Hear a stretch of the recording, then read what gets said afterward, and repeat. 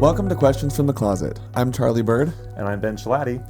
Each episode, we discuss a question that we commonly get asked as LGBTQ plus Latter-day Saints. We're not trying to answer this question or come to a consensus, but simply sharing our perspectives.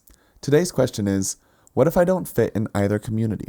So Charlie and I are not terribly diverse, and we share many opinions and life experiences. For example, we both have credits from community colleges. However, there are some pretty big differences. For example, I never actually went to a community college, but Ben did. I went to a brick and mortar community college in person. I was just thinking about how, this is such a big difference. No, but it was while I was in high school, so I did a program called Running Start. Okay. And I would go to high school for 2 classes, then I would do a full load of community colleges. Nice. Community college classes my senior year. I did something really similar, it was dual enrollment, but I never actually had to go to the school. Oh, I just got the credits. It was half of my class was college age students, normal college age, and then a fourth were people from high school, and then the other fourth were moms going back to school.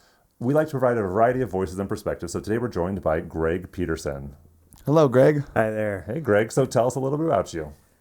So, I'm Greg. I am 46. I live in Phoenix, in the Phoenix area. And I work at a community college. And I went to a community college. So. What? Very nice. We didn't know. So you say you work at a community college. What do you do there? So usually when people ask, I tell them I do administration. Mm-hmm. And then if I really have to tell them, I admit that I'm the president of one of the colleges in the Phoenix area. Yeah. So tell us a little bit about that college and what work is like there. So I work at Chandler Gilbert Community College. They're in the Maricopa district. So there are 10 community colleges. We serve almost 200,000 students a year. Wow. Wow. Chandler Gilbert, we have about 15,000 a year. We serve Chandler, Gilbert, East Mesa, and Queen Creek.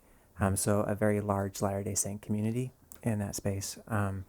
We are the first college in the nation to have an artificial intelligence machine learning degree program, certificate program. Cool. Working with Intel. So you're teaching people how to have robots take over the world. Yes. Okay. Ethically. Okay. They'll be our benevolent overlords. Exactly. So really, and then I'm gay. I am attempting to be active and live both parts of my life. Yeah. So what's your relationship with the church like right now?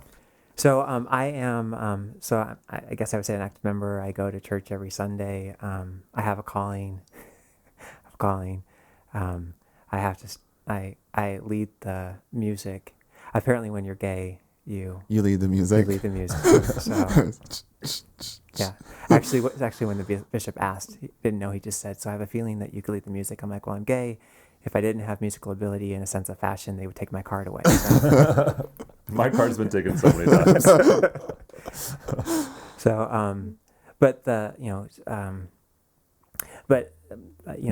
I don't do a lot else. I serve where I can in the church.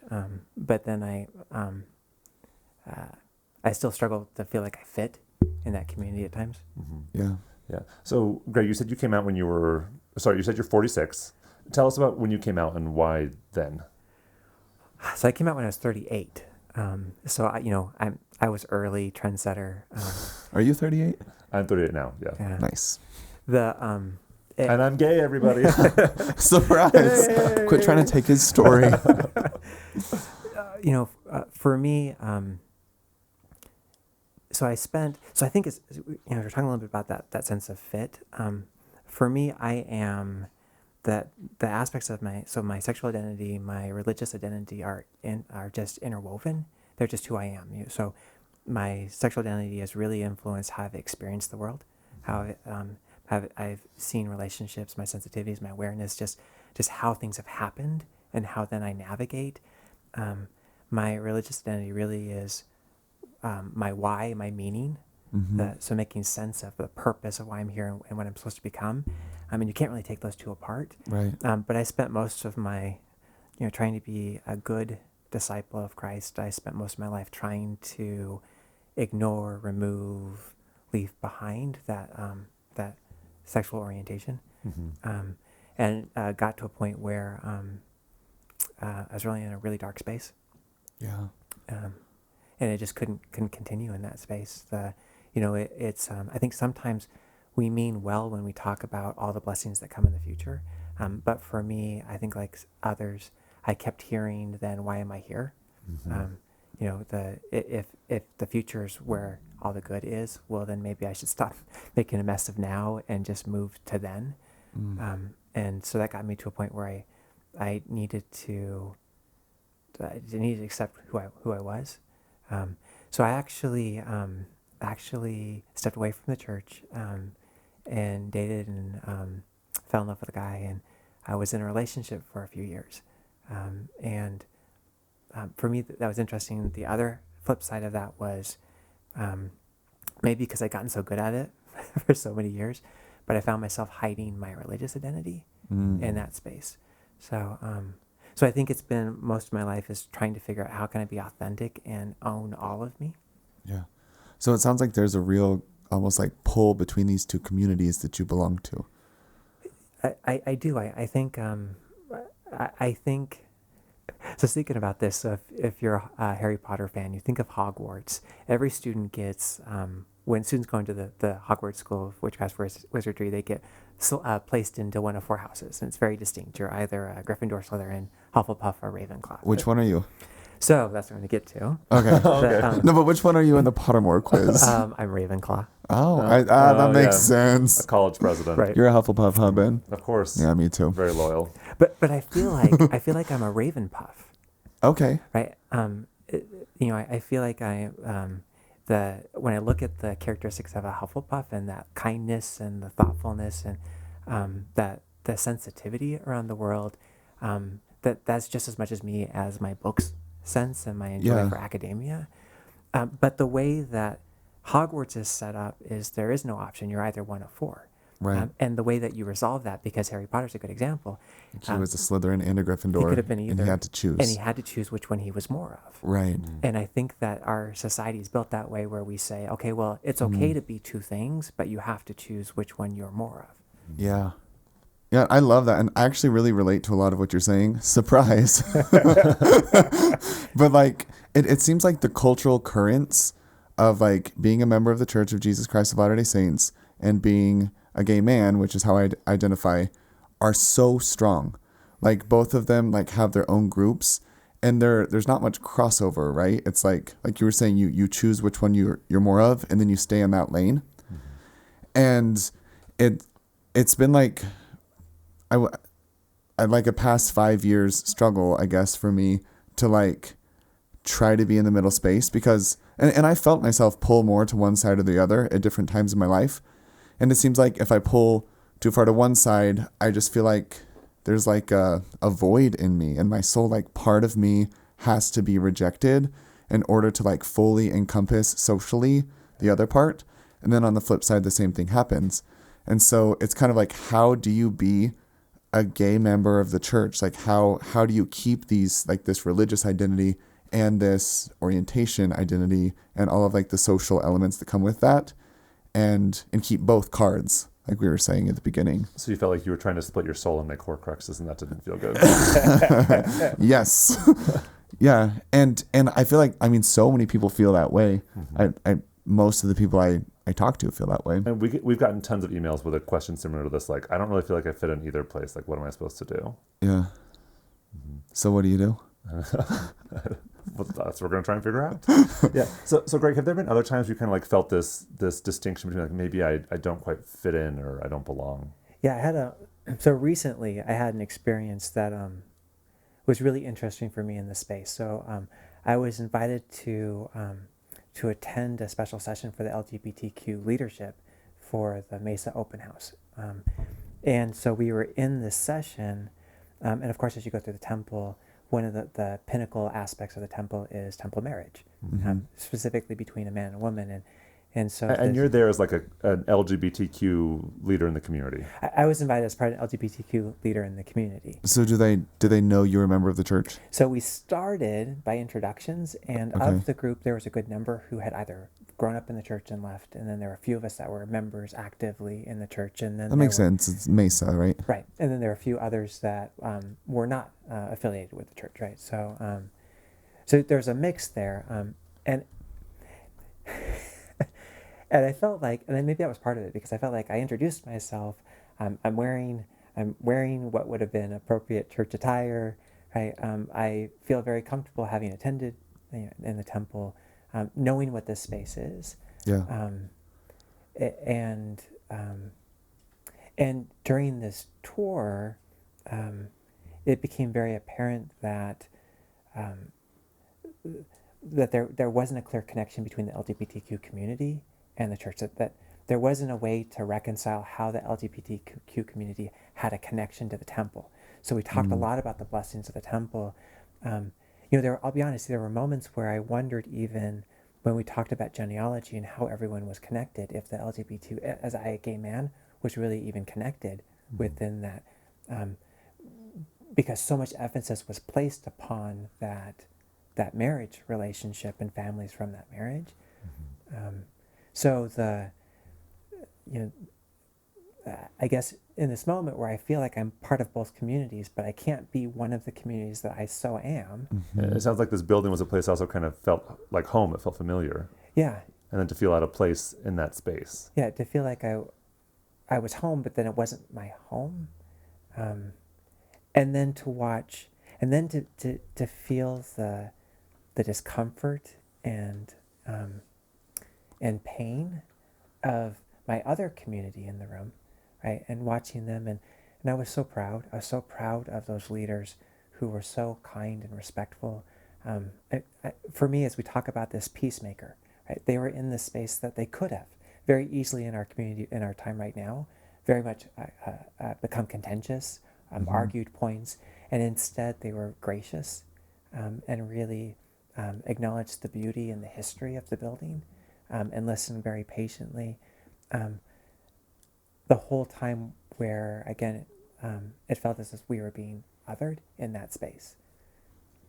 It sounds like both a painful experience and like a beautiful experience to see your community respond in such a kind, compassionate way.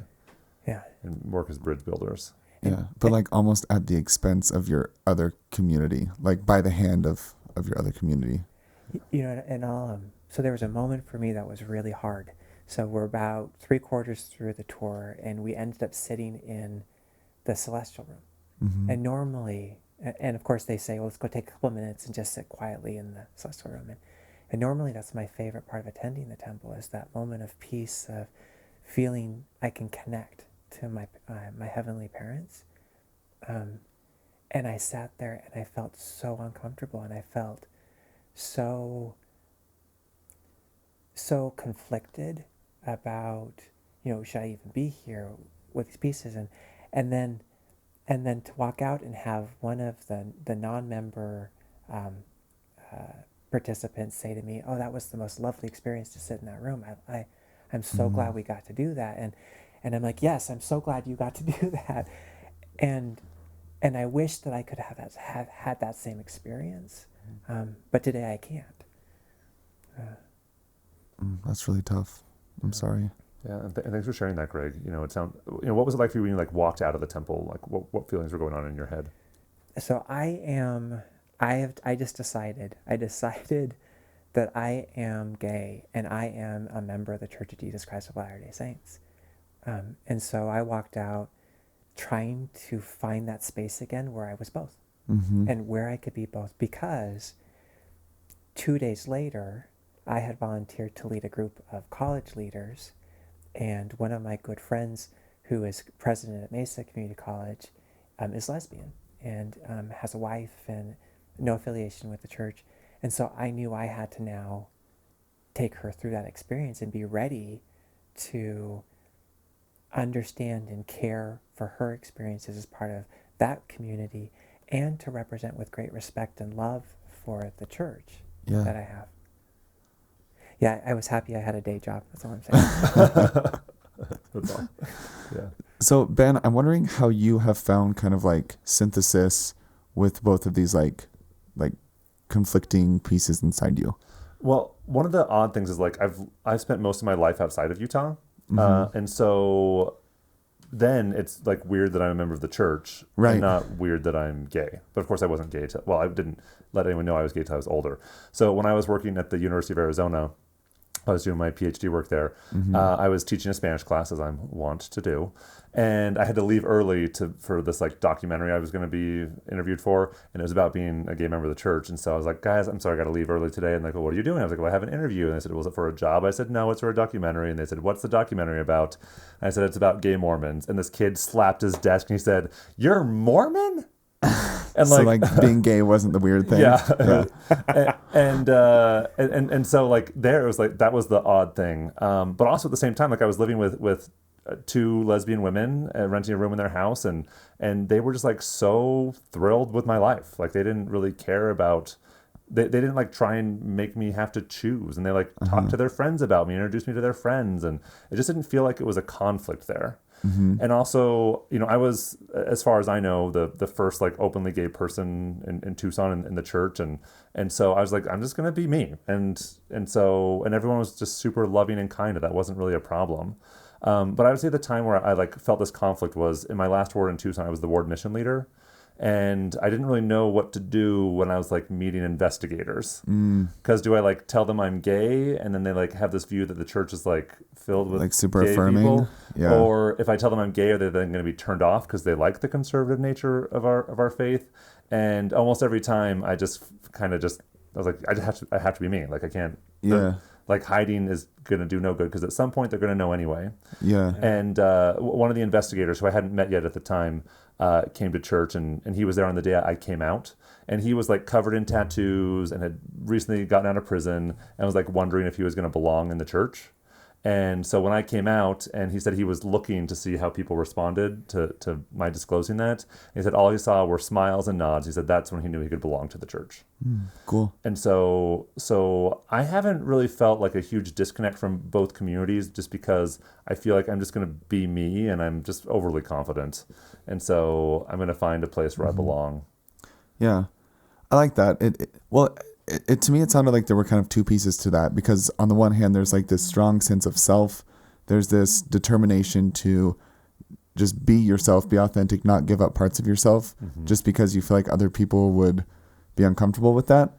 But at the same time, you mentioned that couple you were living with, people in the ward and their reactions, and just like other people who weren't acting like a sorting hat, who weren't saying, nope, you're either this or this, you have to choose. Yeah. And it sounds like you found those people that gave you that space to where you could really choose a more authentic authenticity. Yeah. If that makes sense. Definitely. And honestly, people have been like so kind and respectful about the way I choose to live my life. Like I was hanging out with Jordan, the guy I dated years ago, and a bunch of his friends, and almost all of his friends were LGBTQ. So we're hanging out, and they all knew about me and that I was like active in the church, and I worked at BYU in the honor code office. And so one of them walked up to me and she was like, I'm sorry, can you please explain to me your life? And so we had a good like 20-minute conversation afterwards. She was like, well, that wouldn't work for me, but I'm thrilled it's working for you. That's cool. And then we, hung out for another couple hours and had a good time. Yeah. Yeah. I feel like for me, building a really strong support system that was like real was really helpful. Because I did. And sometimes honestly still do feel like I have to like be one or the other. And I remember, there was like this, it was a brief period, but once I was like coming out and was graduating from BYU for my undergrad, I was like, I'm just going to have to only hang out with gay people now. I'm going to have to go to clubs and parties, and just like, that's going to have to be my life. Ugh, so much loud music. I love loud music though. You're not allowed to dance. Hey. I don't want to go to a gay club or a straight club.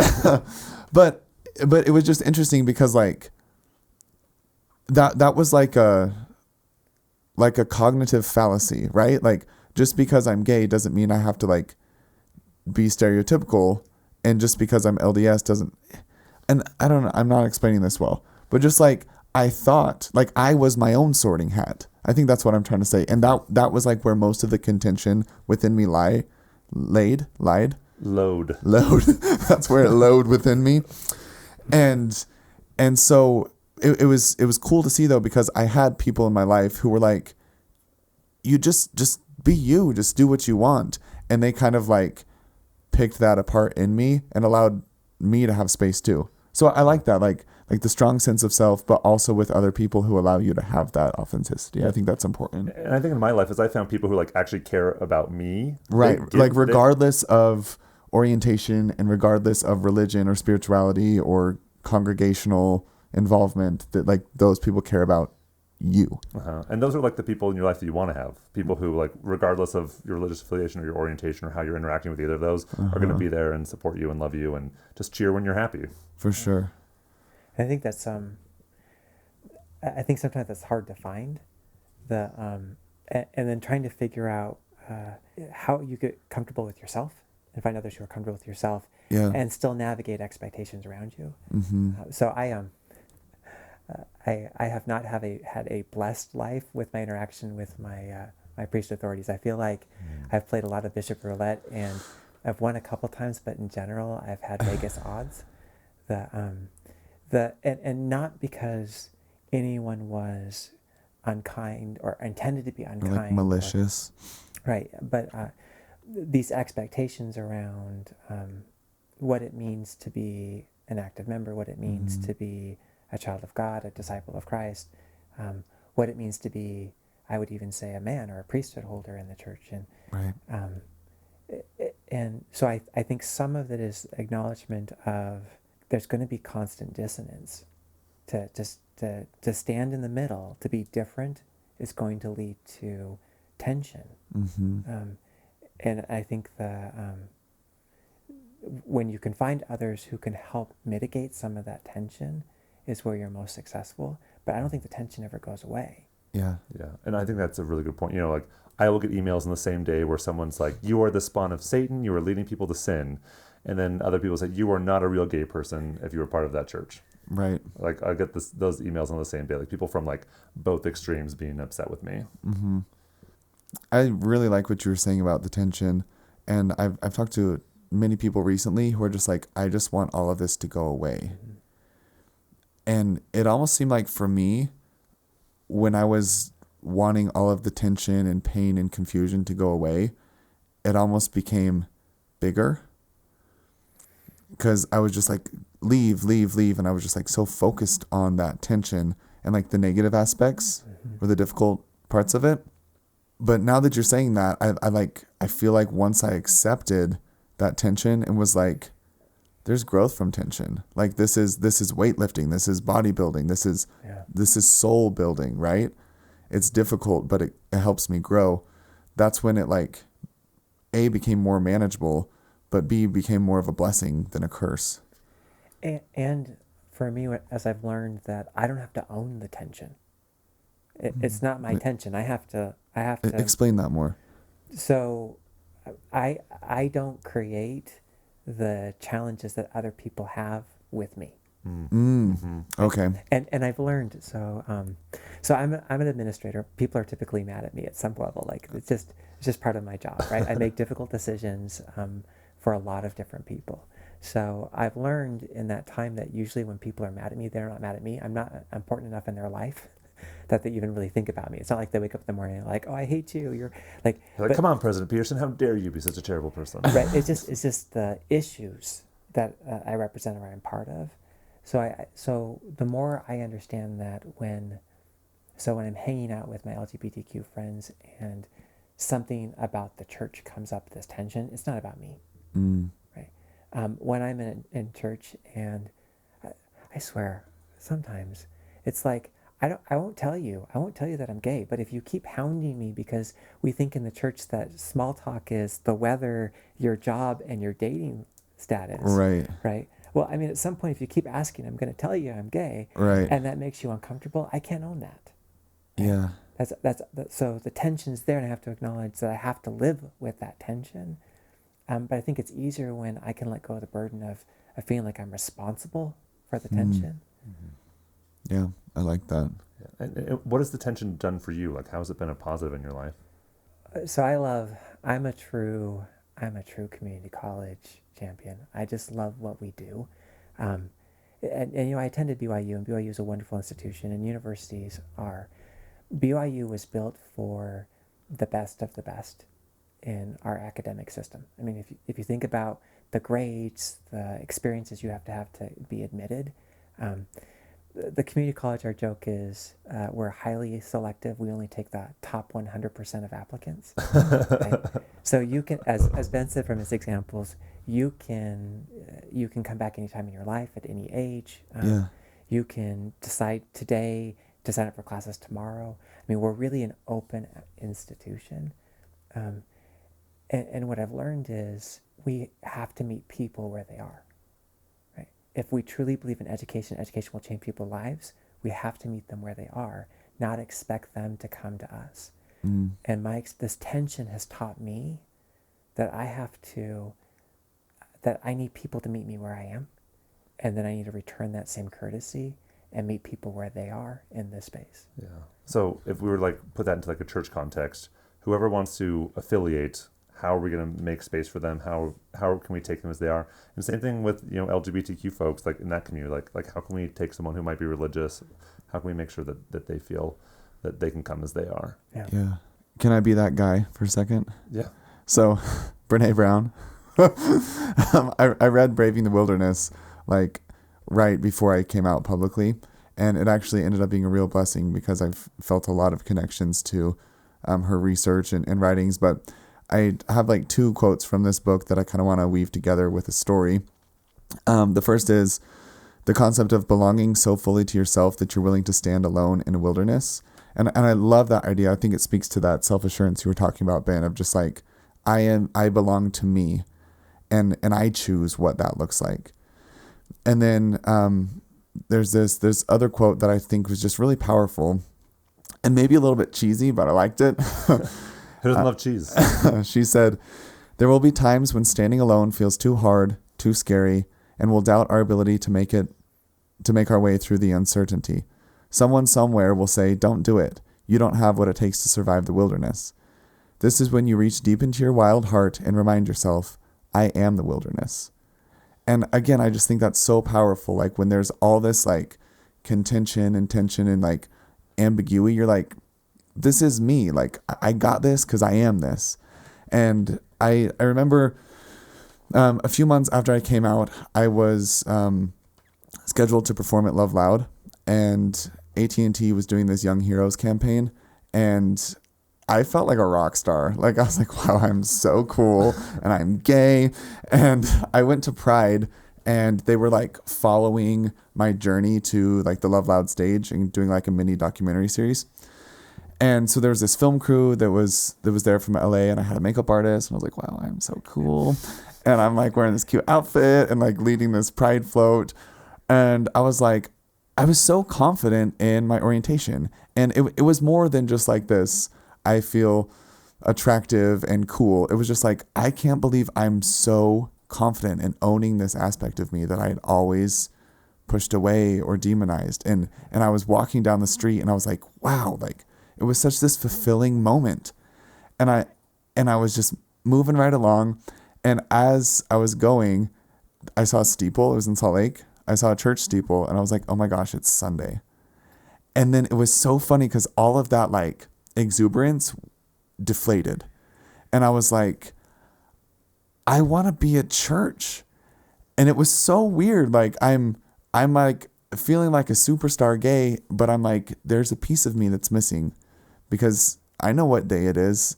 And I could see like people walking in the building as we got closer to it. And so the parade ended, and we were supposed to like go film at another location. And I was thinking like, you know what? Like I'm in this outfit. It wasn't like immodest, but like it was pretty gay, you know? and I was like, I like toyed with the idea, and I was like, everyone's going to think I'm weird if I go in the church. And like this film crew is going to be like, why are you going to church right now? But then I was like, you know what? No, like that's not who I am. Like if I'm not fulfilled and I'm not making decisions based on my own like moral compass, my own desires, then what's the point of this fake authenticity walking down the street? So I just told the film crew, I was like, hey, y'all, I need an hour. I got to go take care of something, and I'll be right back. And I walked into the church building, and I sat down, and everyone was staring at me, and I just didn't care. And the opening hymn was "There's Sunshine in My Soul Today." Mm-hmm. And like, that's so cheesy, but like, it was so meaningful. And I was like, you know what? I don't care if everyone in the world thinks I'm a complete loony right now. I am happy. Yeah. And to me, like, that was like me, like braving the wilderness and be like, I am the wilderness. Like, let's go. Yeah, Charles, you were talking, I just kind of was thinking about like culture and how culture gets created. And culture isn't a static thing, and it's just created by people. And if we're part of a culture, we can influence it and create it and make it better. That's cool. And so if we have a culture in the church that feels like LGBTQ people don't fit into our community, then that's something that all of us have agency in. Yeah. Yeah. And so do you think that you choose to not fit sometimes? Maybe sometimes. I think, I I feel like it may be but I do feel like people both. also choose to like exclude. So, Definitely. But can you choose to fit where you want to fit in the face of exclusion? I think so. Yeah. And I think you If can always. if it's not like harming you. I like that though, because like we are the culture. Like you're the culture. Yeah. And I like this. That's powerful. The idea that we can like build out that middle space, because it, like where I saw it, it didn't exist. I'm like, well, it better exist because it's me, and I exist. So it's somewhere, and somewhere out there, there's got to be somebody else who feels this way. And here you are. Welcome. Thank you. I really appreciate that as you're talking. I struggle to figure out. So in a work setting, I feel very comfortable being vulnerable, and part of that's because I can always get a new job. Right? Like if I really biff it, And who would fire you? You're the boss. Well, I do have a boss, but so I can work on culture at the college, and we've really been focused the past couple of years, especially through the pandemic, on kindness, and how do we have grace and kindness and inclusion. For me, that's harder. It's harder for me to feel empowered to do that in a church setting. And some of that is really reflecting on me. I'll be honest. I'm 46. I've come out to over 10 bishops in over 10 different wards. I've always been the only openly gay member in a ward. So I think some of that has been my challenge of accepting that it's always going to be that way. I'm the one 46-year-old that didn't figure it out, or I think that's a challenge for many of us, is to figure out, again, we can't own this. We didn't create this. Like, we can help recreate, but how do we find that space where we do it with safety, where we do it with, where we can still be our best selves? Yeah. Greg, as you were talking, I was imagining you walking into these 10 different wards by yourself and feeling alone. It sounds like that must be a terribly lonely experience. So I had one ward. I'll just share that. So I had one ward where I was active. I was in the ward choir, and they practiced right before the sacrament. And you know how families fill up, it's a family ward, families fill up all of the pews. So typically single people sit in the back. Well, this ward had a lot of families, and of course families often run late with lots of kids. And so all the pews were filled, and then I had 3 weeks in a row where I couldn't find a seat, where I went to sit in the back and I went to sit down, and someone said to me that was being saved for a family. So That's so sad. So I spent 3 weeks sitting in the foyer. Right. And then I think we say foyer. I like foyer though. I like that's fancy. And so then I had a chance opportunity to talk to the bishop, and so I brought it up, and unfortunately the bishop saw that as such a simple issue that I could fix on my own. That wasn't a concern. And what I heard was, if helping me find a seat in sacrament wasn't even important, I mean, even something that small to fix, then my bigger issues, like who would be there to help me with the bigger issues? So I do want to acknowledge that I think sometimes for those of us who are trying to navigate this space, it's a heavy lift. Greg, how could people help you in that space? Well, I was talking to another friend of mine, and he said, well, I would have just saved a seat. I just would have, if I had known, I just would have saved a seat, or I would have asked someone to save a seat, right? Which again isn't a big deal. and we should be thinking that way for all of our members, not just the gay ones, right? But yeah. But Well, I'm just picturing someone like being like, someone asking to sit next to a family, like, oh, this seat's saved for my gay friend. Like, well, when are they coming? Well, I don't know if they're coming, but when they want to come, it's here. that's nice.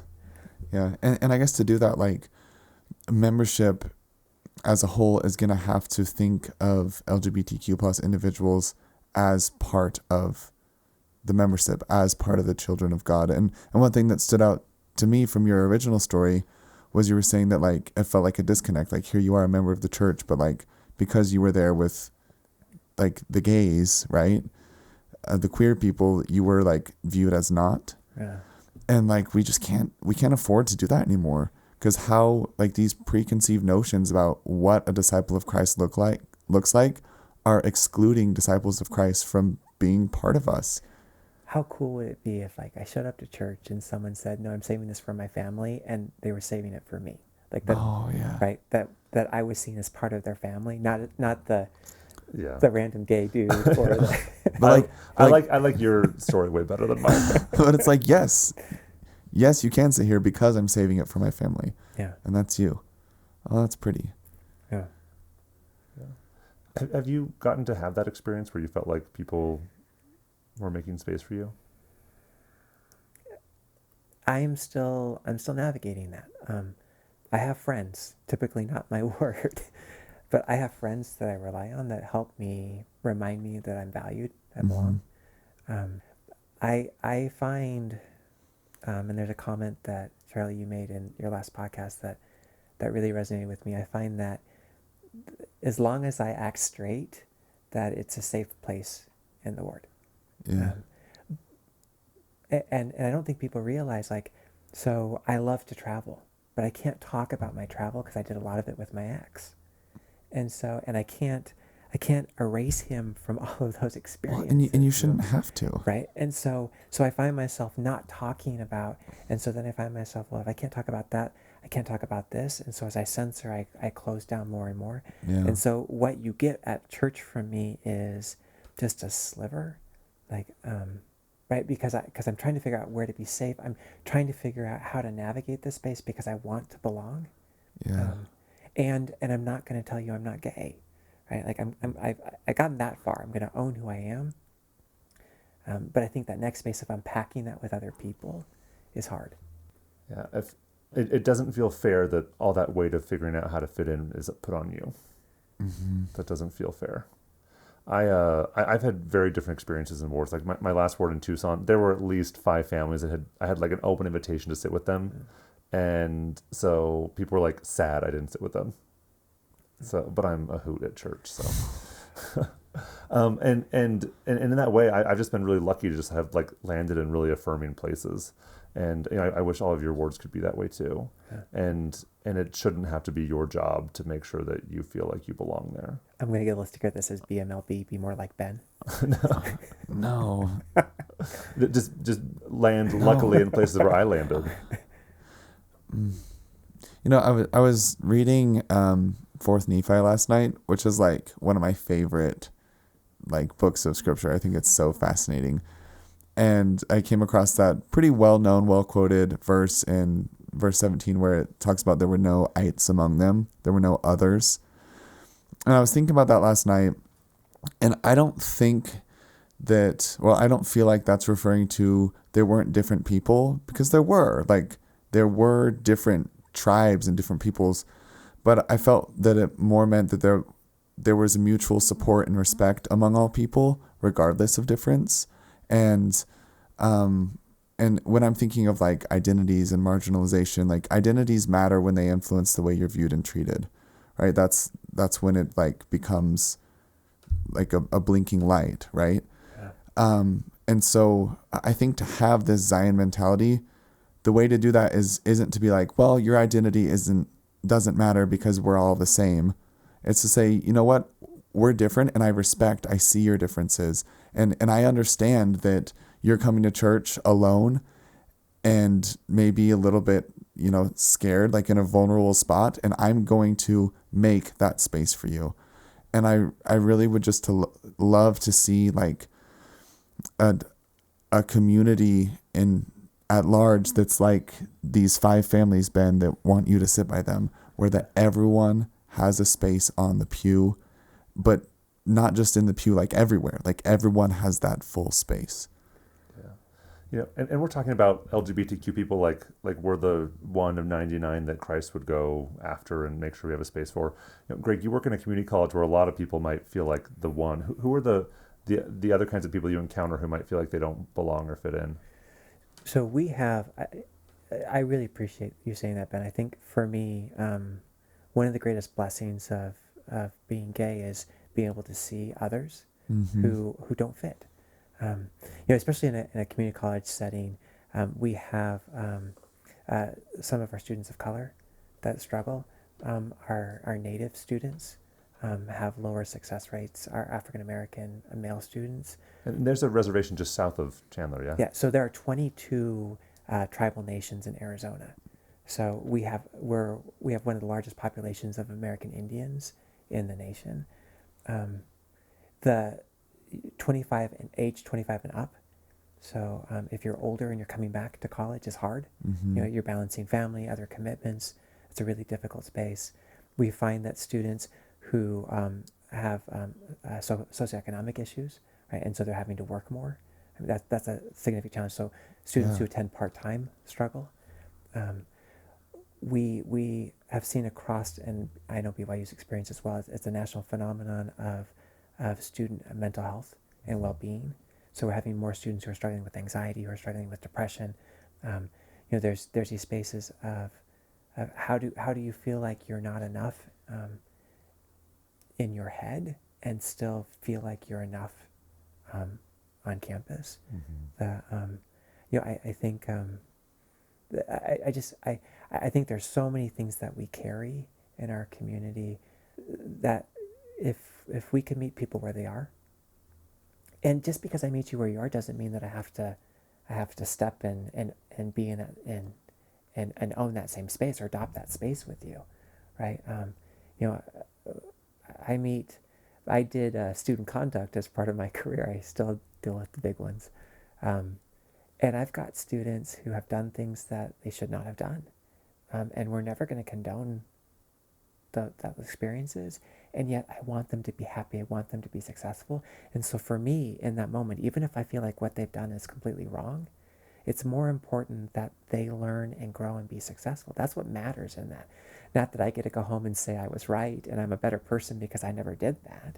So I think in that space of even if I see something about someone else that I don't agree with, like the end goal isn't, I was thinking about this the other day. What percentage of Christ's ministry on earth was spent cleaning out the temple versus how much time was spent with the poor and the oppressed and the outside? Yeah. Right? And yet sometimes I think we want to clean out the temple. We want to clean out the temple every morning, right? Yeah, it's exciting. It's flashy.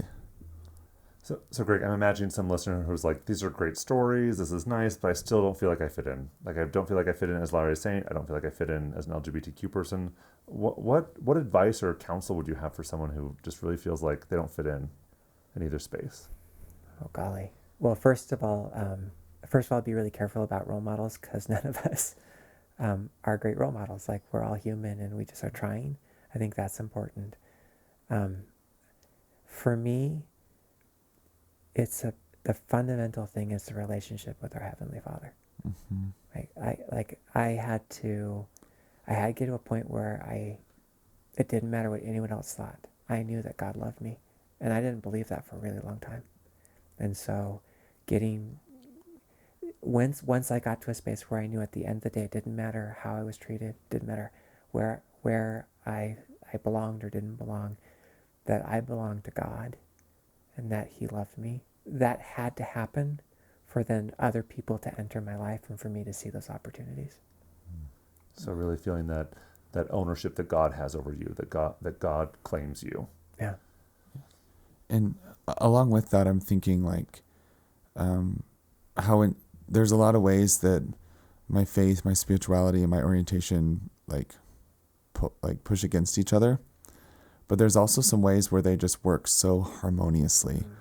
And that's one of them for me, this idea that like I have a personal savior. Like the atonement of Jesus Christ means that Christ knows me. And there's other people, I really appreciate what you said about role models. And there are people that understand what it's like to be a gay man in the church. And that's helpful. But there's only one person who really understands what it means to be Charlie. Yeah. And ultimately, like, that's who I want to be. I don't want to be a gay man in the church. I want to be myself, connected with my Savior. I would say one other thing that I found is finding spaces where I can be both of those attributes that are lower stake. So, for example, at the gym. So at the gym, I talk about how I can't work out because I'm going to church on Sunday. And then I also talk about when my trainer says that I need to straighten out my arms, that they'll never get straight because they've been gay since I was born. Right? So like I don't know if this is offensive, but I was going to ask if you lead the music with the limp wrist. No, but I wear very bright shirts every week. So it's like nice. But like finding spaces where at the gym they don't care first and foremost whether I'm one or the other. Work for me has been another space. When I moved to Phoenix, I made the commitment I was going to be me. And so when I introduced myself to all these community members who I knew majority were part of the church or Latter-day Saint, that I just said it. So I'm a member of the Church of Christ of Latter-day Saints, and I'm also gay, and that's not a combination I'd recommend. Right? That's kind of I just kind of put it out there, and then they would kind of look at me and laugh about it. But I knew that's not their first interaction with me. So finding some communities where it's a lower risk to be both, I think is helpful. That's really good. That's good advice. Yeah, that's really good advice. So as we've been talking, what I've been hearing everyone saying is it's normal to not feel like you belong. And that tension you might feel between two communities can actually be a good and powerful thing. And that maybe sometimes that tension we put on ourselves. And so if we can connect with God, remove that feeling like we have to choose one or the other, then we can help find a space for ourselves. Yeah. And also the power that others have, that allies have, in making sure that there's room for us in a place where we belong. Mm-hmm. Yeah. I really keep coming back to that sorting hat analogy. Yeah. And hopefully, I don't know, if you're not a Harry Potter fan, this would be a great time to read all of them so you can understand what we're talking about. Go Raven Pops. Right? But even this is going to get so cheesy again. Sorry, everyone. But even as a Gryffindor, Harry still opened the Chamber of Secrets, right? And there's such a beauty in not being one or the other. Yeah. And so if you can not sort yourself and then find a core group of people who care about you that don't make you do that, I think that's where healing begins. Can I share one story? I'd love that. There's only one thing that I don't usually cry reading books, but I cried reading Harry Potter 7. And it was during the Battle of Hogwarts when all the students were evacuated and then all the Gryffindors and all the Hufflepuffs came back to fight. That made me cry, that loyalty. And I guess I just love when people stick with us when they don't have to. Yeah. Well, Greg, thank you so much for coming. You're one of our few out-of-state guests, and I, for some reason, insisted that you be here in person. We not do this on Zoom, and then you ended up being our first videoed guest. So I'm really glad you made the trek up here to be with us in person. And what a treat to see you on the video. Yeah. He's like, Thank you for letting me be on the podcast. Because I forgot to tell you we were filming, and yesterday I was like, I told you we were filming, right? And you were like, no. Do I have an option? And I was like, technically really. Yes, but also no. Well, we're super grateful that you're willing to be here and put yourself out that way. Thank you. Thank you. Thanks, Greg. Thank you for joining us today. If you have enjoyed this or other episodes, please consider leaving a review, following us on Instagram or Facebook at Questions from the Closet, or sharing this podcast with someone you love. And as always, please remember that we do not represent the Church of Jesus Christ of Latter-day Saints or Brigham Young University. We are not trying to be prescriptive or tell anyone what to think or what to do. You heard 3 perspectives today, and there are many, many more. We encourage you to listen to other voices and hear a wide variety of perspectives. If you would like to submit a question or share a comment about today's episode, you can email us at questionsfromthecloset@gmail.com. Until next time.